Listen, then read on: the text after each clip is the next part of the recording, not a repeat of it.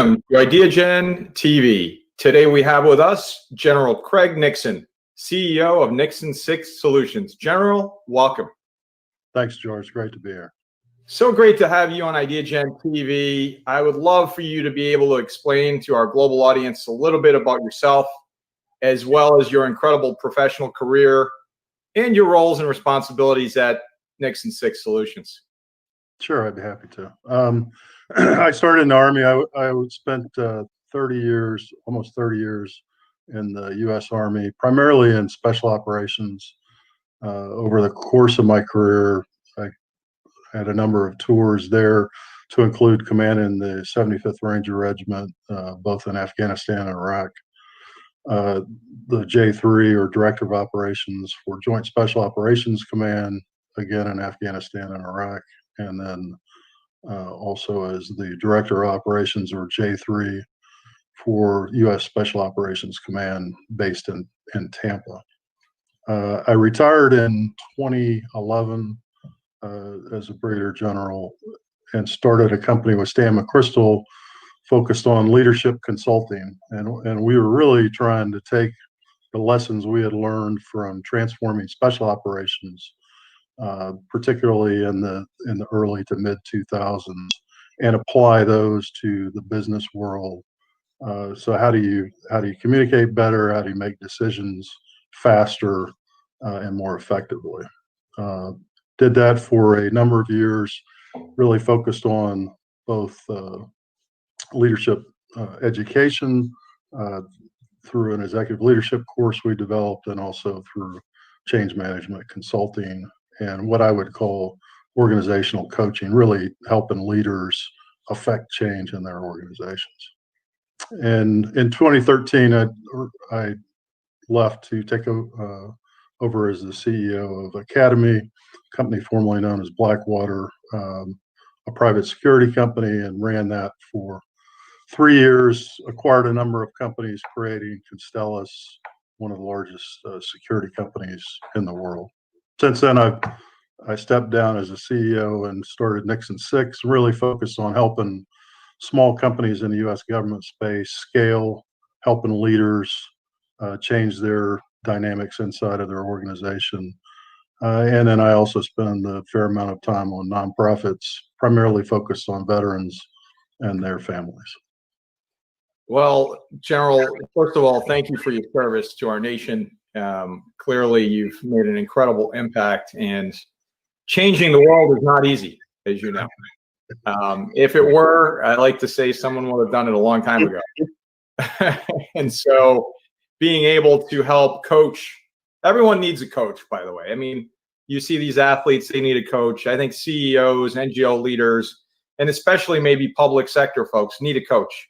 Someone to keep their North Star in place and to create that efficiency that you so aptly described in terms of helping to take the lessons learned in the military and apply those to other areas, which is what we talk a lot about, which is taking lessons from other sectors and applying those to sectors that need that assistance. And so you've had this incredible career in both the military and, of course, in the private sector. And so what do you believe is the best approach to helping achieve Goal 16 of the United Nations global goals, which is peace, justice, and ultimately strong institutions? Yeah, a really ambitious goal, but obviously one that I spent a lot of time focused both while I was in the military, and also, frankly, that's largely what I did in private industry. I think there's two broad areas. Ultimately, it is how do you shape and stabilize the communities, the regions, the countries, both individually and then ultimately collectively. At the same time, there is, and you're going to use many of the goals that are inside of the 17 sustainable. So how do you get food? How do you get water? How do you get education? How do you stand up at institutions? How do you train leaders within those? But in order to do that, you have to buy time and space, because unfortunately, there are bad actors out there in every society and every community. So the judicious use of the military and the police to buy time and space for the other efforts to take hold is really the key part as you move forward. The challenge to do that is you have to have an understanding of the environment that you're operating in, and you have to have a vision and a clear path on and how you want to move forward. And frankly, we don't have a great track record, at least in the U.S., over the last 20 to 30 years in either one of those. So that I believe is really the piece. And to have an understanding of the environment starts with having relationships with people in the environment. So it is through forums like this, it's through the relationships that we develop physically and virtually with those communities, with those countries, with those regions that are going to allow us to achieve that. That's right.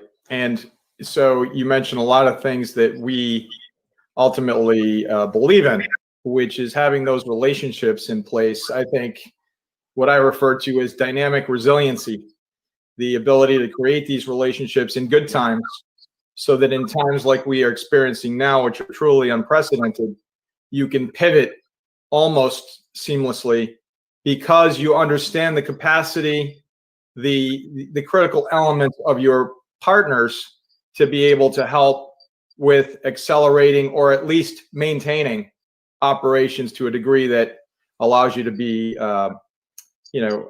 in place and functioning.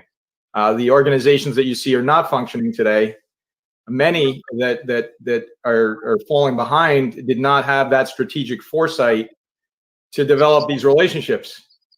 Right? Exactly. One entity can do it alone, right, General? So it's kind of like you need to have partnerships. And so with everything happening in the world today, I mean, you and I had a conversation in January before the pandemic, and we said, well, this is going to be a great year. It's 2020, and wow, looking at the next decade, right? And a few short months later, perhaps for the first time in human history, the entire planet is experiencing this hidden enemy. You've battled enemies your entire career in the U.S. military. And how do we, despite this hidden enemy, this invisible enemy, stay on path to achieving peace, justice, and strong institutions? You've alluded to it. And do you think we'll achieve this or not? Well, I mean, I think I think the peace, justice goal is hard in and of itself without the conditions tied to the pandemic. But I would just circle back to the relationship portion. I mean, in my view, relationships lead to conversations. Conversations over time lead to trust, and trust leads to actions. And that's what we're trying to develop as you move forward. Now that is impeded to a degree by the pandemic, because if we are meeting face to face or on the porch, then we're gonna develop that relationship much faster than virtually. It's harder virtually, so we are all going to have to work harder in this environment across the board, whether it's in solving world problems or just trying to sell in our own business. I think it requires us to work harder than we have in the past, but that is, I think, has to be focused on the right things, and it gets back to, in a very complex environment, you need a very disparate group of people to come up with the right solutions, and that requires communication on a level that we have not historically done. That is so well said. And you spent 30 years in the United States Army and did 7 special ops tours. 7. What would you say was your most rewarding day over that incredible journey, and why? It's kind of like asking which one's your favorite kid. It's not,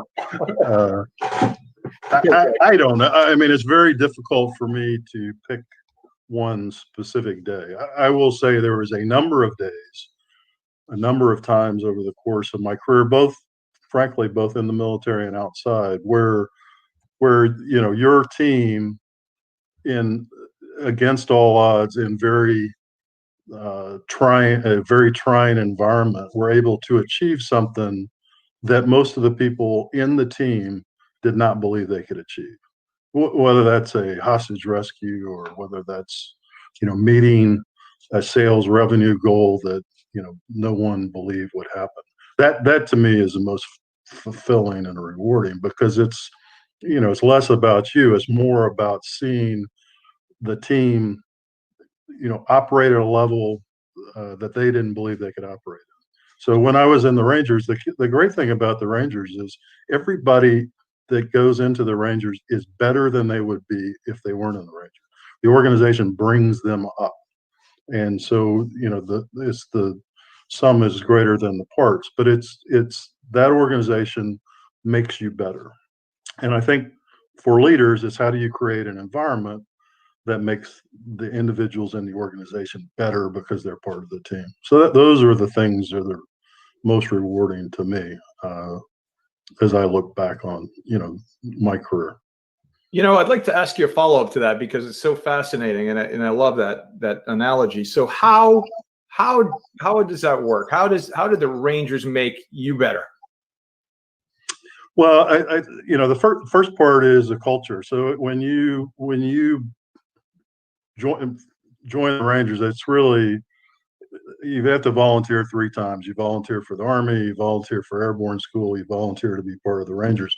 But a big part of that is you buy into what's called the Ranger Creed. And so every day you have to recite the Ranger Creed. And that is, it's recognize and volunteer as Ranger, fully knowing the hazards of my chosen profession. And it's a number of paragraphs. Well, you start by learning it, then you recite it every day, then you internalize it, and then ultimately you're trying to live up to it. But it's not just a creed, it's a commitment to the other Rangers that says, I'm committing that I'm going to do all these things. So it's really about that culture and then being part of that culture and committing to the group that you're going to be part of the culture. Isn't it amazing to be part of something larger than yourself? I think that's what you're exactly. describing. And it's, you see this time and time again when you are most fulfilled when you can give back, when you can be part of something bigger, like I said, than yourself. And so, switching gears slightly, in your opinion, how is the world different today than it was pre-pandemic?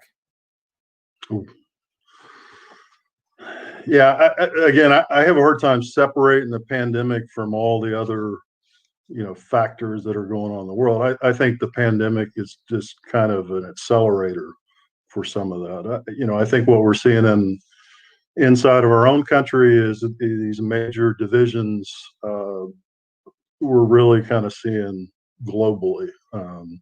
There's a large number of state actors and non-state actors that are divided on some very key issues that frankly are going to continue to be divided, and we're not able to have those touch points or junction points that we can even see each other's position, much less try and meet a middle ground or a win-win.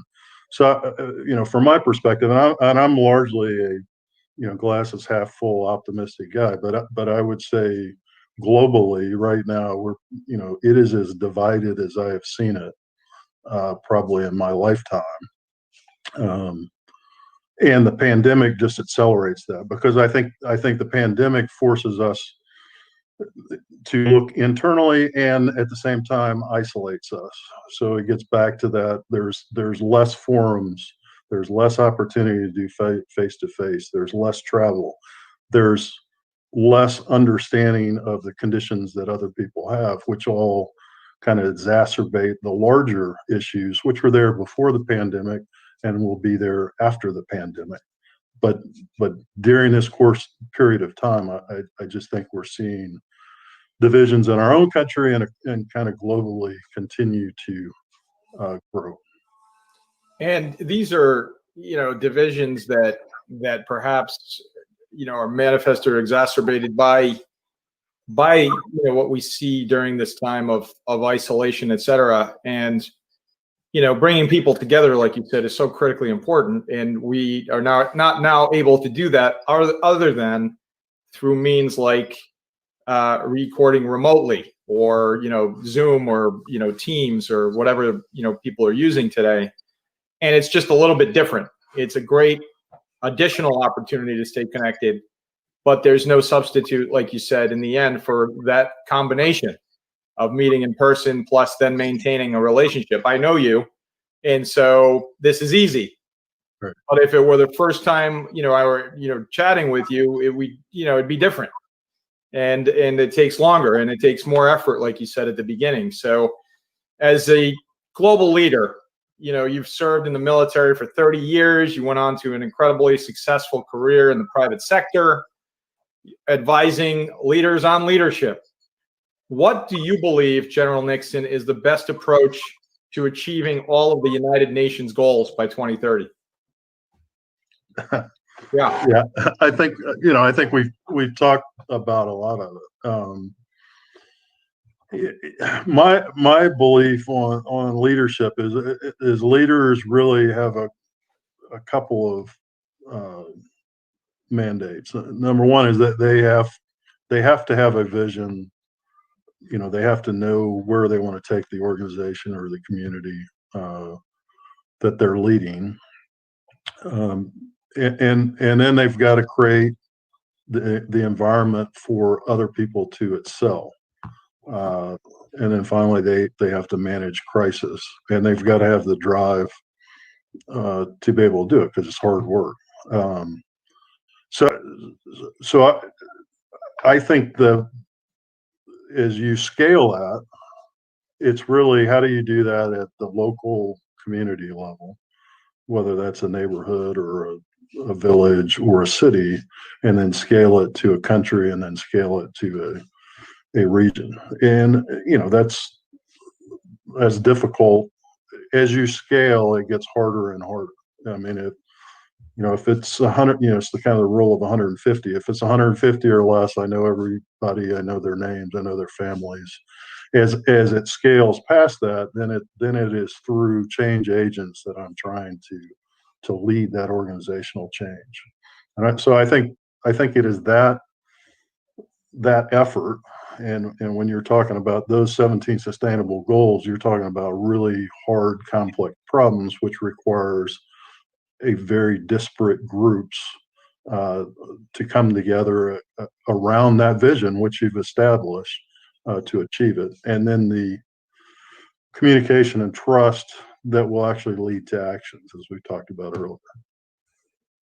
So, General Nixon, why do you believe cross-sector collaboration combined with innovation are so vital to helping to solve so many of the world's most vexing issues? And perhaps to go a bit further, how do you infuse collaboration into your daily mission to achieve your goals?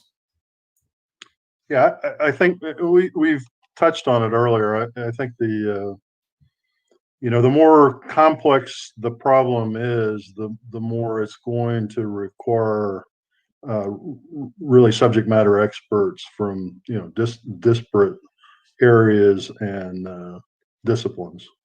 And that's what drives the need for cross-sector collaboration. None of us, and particularly not me, are smart enough to solve these problems on our own. But what I learned in the military through a number of positions that I had was I could take experts to solve what the problems that we were facing from around the country or around the world, and run them through what at the time we called a military decision-making process, which is largely just a scientific model to come up with kind of the best solutions. I think that's cross-sector collaboration. And again, as you the larger the problem, the more that has to scale.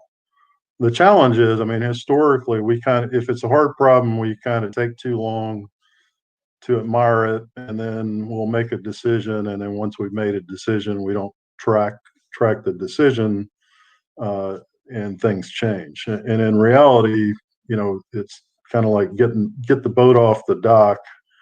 You need to know ultimately where you're going, but just get it off the dock and we can tack it towards whatever our ultimate objective is if we are monitoring as we go through. And I think that's where the innovation comes in. I mean, the innovation, one, helps obviously with the connectivity of the sector collaboration, but I think increasingly it's going to be important as we get into AI and machine learning on how we are monitoring the effectiveness of those small incremental decisions we're making to achieve that goal.